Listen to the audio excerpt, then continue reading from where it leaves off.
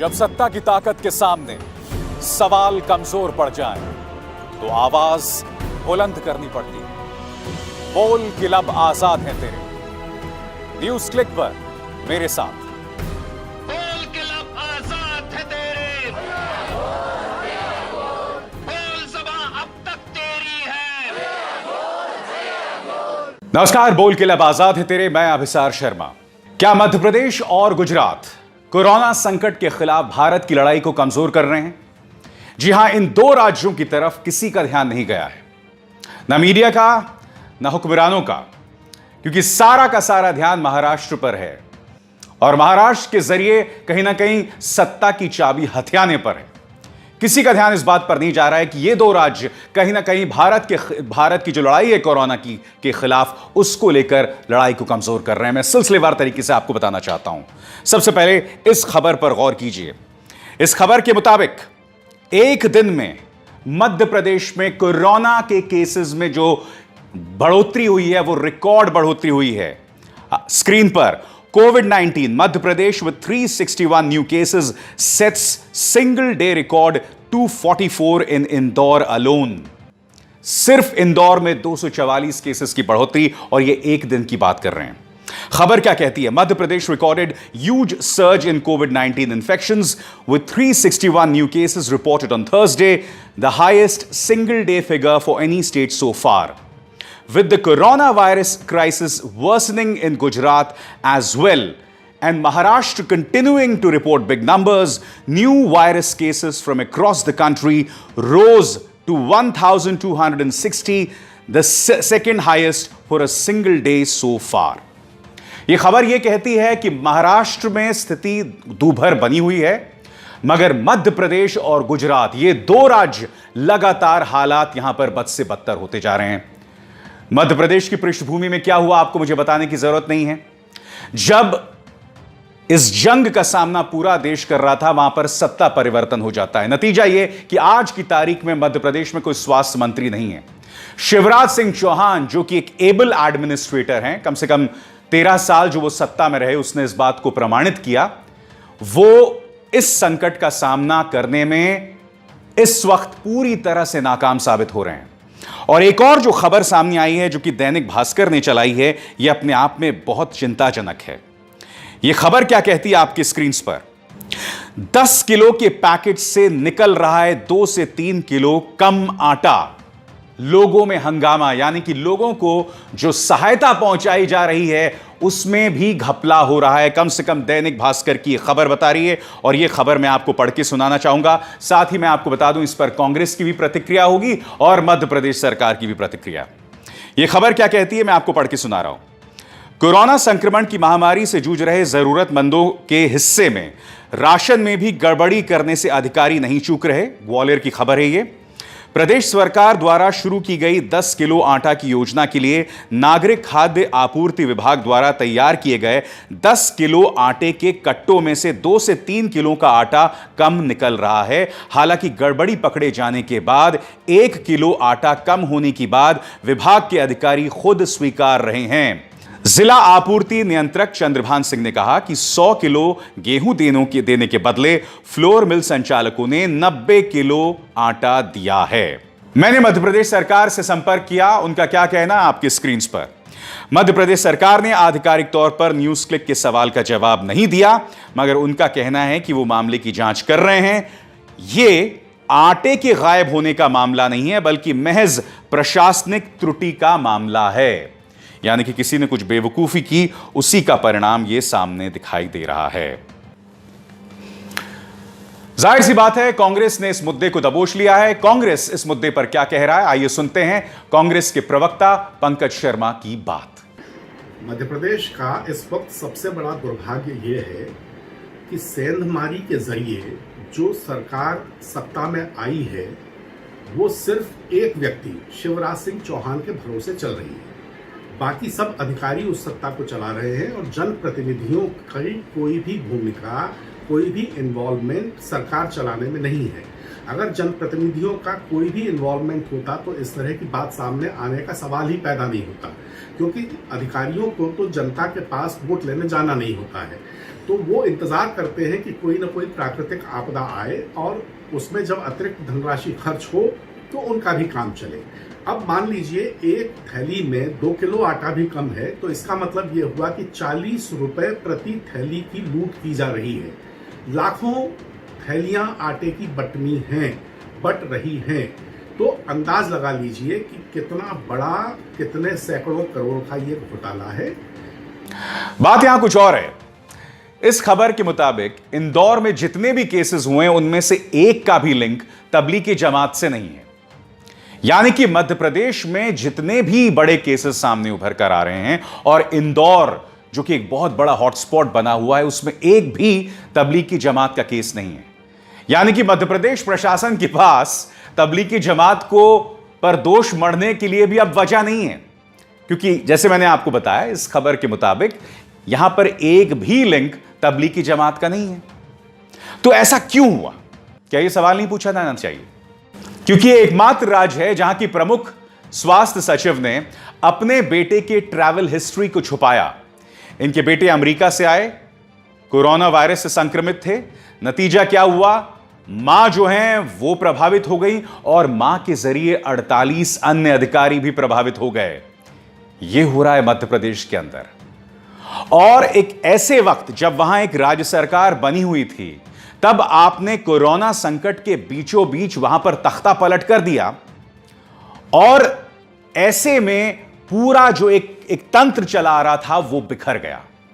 आप खुद से सवाल पूछिए, क्या एक राज्य इस बात को अफोर्ड कर सकता है कि उसका कोई स्वास्थ्य मंत्री ही नहीं है? क्या यह अपने आप में एक बहुत बड़ी खामी नहीं है? अब हम बात करते हैं गुजरात की। गुजरात एक मॉडल राज्य, 1800 रसूख वाले गुजराती, इन्हें 25 बसों में ऋषिकेश से गुजरात ले जाया गया था। वो खबर याद है आपको? और इसमें गृह मंत्री अमित शाह और गुजरात के मुख्यमंत्री विजय रूपाणी ने एक बहुत बड़ा किरदार निभाया था। मगर गुजरात के अंदर फंसे जो उड़िया मजदूर हैं, उनकी हालत बद से बदतर हो गई है। जैसे कि मैंने कार्यक्रम की शुरुआत में बताया, 3 राज्य इस वक्त सबसे ज्यादा प्रभावित दिखाई दे रहे हैं। महाराष्ट्र जो कि फाइनेंशियल कैपिटल है, दूसरा मध्य प्रदेश और तीसरा गुजरात। गुजरात में तो कायदे से प्रॉब्लम होनी नहीं चाहिए थी, मगर गुजरात में ऐसा क्यों हुआ? सबसे पहले आपको यह समझना होगा कि फरवरी में आप जानते हैं कि ट्रंप का किस भव्य अंदाज में स्वागत किया गया। मैं नहीं जानता हूं कि प्रधानमंत्री ने डोनाल्ड ट्रंप को आखिर क्यों यह भरोसा दिलाया कि आपका स्वागत करने के लिए 50 लाख लोग मौजूद होंगे या 70 लाख लोग मौजूद होंगे। और आपने देखा मोटेरा स्टेडियम में कितनी बड़ी तादाद में वहां लोग मौजूद भी थे। अब क्या हो रहा है कि वहां पर जो बुनियादी स्वास्थ्य व्यवस्था है वो पूरी तरह से चरमरा गई है। सबसे पहले मैं आपको बताता हूं कि वहां पर जो हालात क्या हैं इस वक्त फिगर्स को लेकर, वो आपके स्क्रीन पर। हिंदू के पत्रकार महेश लांगा ने खबर ट्वीट की है। वो कहते हैं अभी अभी खबर मिली है कि गुजरात के अंदर कोरोना के केसेस में जबरदस्त उछाल आया है। 176 नए मामले आए हैं और 7 मौतें, जिसका अर्थ यह हुआ कि कुल अब तक 1272 मामले और 48 मौतें। आज 176 केसेस में से 143 सिर्फ अहमदाबाद से हैं। इसका मतलब यह हुआ कि अहमदाबाद शहर में कुल 765 मामले और 25 मौतें। यह हाल है गुजरात की। अब मैं आपका ध्यान खींचना चाहूंगा उस खबर की ओर जो मैंने कुछ देर पहले आपको बताई कि वहां पर करीब 2.5 लाख उड़िया मजदूर फंसे हुए हैं और वो बद से बदतर हालात में जीने को मजबूर हैं। आपके स्क्रीन पर सामंतरे, जिन्होंने हिंदू को दिए गए इंटरव्यू में कहा है कि केंद्र सरकार द्वारा दिए गए दिशा निर्देशों के बावजूद गुजरात सरकार ने वहां फंसे माइग्रेंट मजदूरों के लिए कुछ नहीं किया है। उन्होंने उड़ीसा सरकार से अपील की है कि यह मामला गुजरात सरकार के साथ उठाएं और जिन बदतर हालात में वहां पर मजदूर रुके हुए हैं उसके बारे में कुछ किया जाए। मैं आपको बताना चाहूंगा कि एक नहीं बल्कि 2 बार मजदूर सड़कों पर आए थे। वो तस्वीर आपको याद है जब गुजरात के अंदर, सूरत के अंदर मजदूर सड़कों पर आ गए थे और उन्होंने आग लगा दी थी कई दुकानों को गुस्से में आकर। और ये एक नहीं 2 बार वो सड़कों पर उतरे थे। मगर मीडिया के दोहरे मापदंड देखिए, बांद्रा में जब मजदूर पहुंच जाते हैं अपने घर जाने के लिए और वो अफवाह किसी और ने नहीं बल्कि मीडिया ने फैलाई होती है, वही मीडिया जो सुबह यह अफवाह फैलाता है कि ट्रेनें चल रही हैं और शाम को अपने चैनल्स पर क्या कहता है कि बांद्रा के पास जो मजदूर हैं, जो मुसलमान बसे हुए हैं, क्या उनके चलते ये मजदूर वहां इकट्ठे हुए। यह मीडिया का किरदार था मुंबई को लेकर, महाराष्ट्र को लेकर। मगर ये मजदूर एक नहीं दो दो बार सड़कों पर आए। इनकी आवाज आप कहीं नहीं सुनेंगे सिवाय न्यूज क्लिक के मंच पर। आज मैं आपसे सवाल पूछ रहा हूं, ये दोहरे मापदंड क्यों? आखिर गुजरात को लेकर हमने अपनी आंखें क्यों मूंद ली हैं? मैं आपको बताना चाहूंगा इस मुद्दे पर विदेश मंत्रालय के पूर्व राजनयिक और प्रवक्ता एम्बेसडर केसी सिंह क्या कह रहे हैं। एम्बेसडर केसी सिंह कहते हैं, मैंने बार बार लिखा है कि जब विश्व स्वास्थ्य संगठन ने 11 मार्च को कोरोना संकट को पैंडेमिक घोषित कर दिया था, 11 मार्च को, तो आने वाले कुछ दिनों तक भारतीय जनता पार्टी लगातार मध्य प्रदेश में सत्ता परिवर्तन की कोशिश करती रही। नतीजा क्या हुआ कि हमने बहुत बेशकीमती वक्त बर्बाद कर दिया। जो मजदूर 24 तारीख के बाद अपने घर को जाने के लिए मजबूर हो गए थे पैरों पर, इन्हें कायदे से 13, 14 और 15 मार्च को निकल जाना चाहिए था। एम्बेसडर सिंह और क्या कहते हैं? एम्बेसडर सिंह कहते हैं, क्या वजह है कि जो जमात तबलीग जमात से जुड़ा मामला सामने उभर कर आया था, इस पर काबू पाने के बावजूद केंद्र सरकार जो है ऑपरेशन कमलनाथ में लगी हुई थी। तो एम्बेसडर सिंह की ये दोनों बातें क्या दर्शाती हैं? ये दर्शाती हैं कि कहीं ना कहीं ये दोनों राज्य भारत की इस लड़ाई को कमजोर कर रहे हैं और इनकी तरफ किसी का ध्यान नहीं जा रहा, ना मीडिया का ध्यान, ना केंद्र सरकार का ध्यान, और साफ तौर पर कई मुद्दों पर दोहरे मापदंड नजर आ रहे हैं। सच तो यह है कि इस पूरी लड़ाई में मध्य प्रदेश और गुजरात जैसे राज्य जो हैं भारत की कमजोर कड़ी दिखाई दे रहे हैं। और जहां तक मुख्यधारा की मीडिया की बात है, वो न सिर्फ कमजोर कड़ी हैं बल्कि खलनायक के तौर पर काम कर रहे हैं, जैसा कि लगातार मैं अपने कार्यक्रमों में आपको बताते रहा हूं। एक और खबर आपके सामने, दैनिक जागरण ने कहा कि पुलिस ने 11 जमातियों को दबोचा। नेपाल से आने वाले 11 जमातियों को दबोचा गया। यह खबर किसी और ने नहीं बल्कि दैनिक जागरण ने चलाई थी कि 5 मार्च को ये लोग आए थे और सभी ने खुद को जमाती बताया। अब आप सोचेंगे कि क्या वाकई जमातियों ने इस तरह से नेपाल से पहुंचकर भारत के अंदर कोरोना वायरस संकट के फैलाने का काम किया? सुनिए खुद कुशीनगर की पुलिस क्या कह रही है। जनपद कुशीनगर में नेपाल मूल के रहने वाले 10 लोग और एक व्यक्ति बिहार का परसों पुलिस को, तुर्कपट्टी पुलिस को मिले थे, जिनके विरुद्ध लॉकडाउन का उल्लंघन करने के आधार पर अभियोग पंजीकृत किया गया था और उन्हें आइसोलेट करके उनके सैंपल लिए गए थे। कोरोना वायरस परीक्षण रिपोर्ट नेगेटिव पाई गई है और उन्हें क्वारंटाइन किया जा रहा है।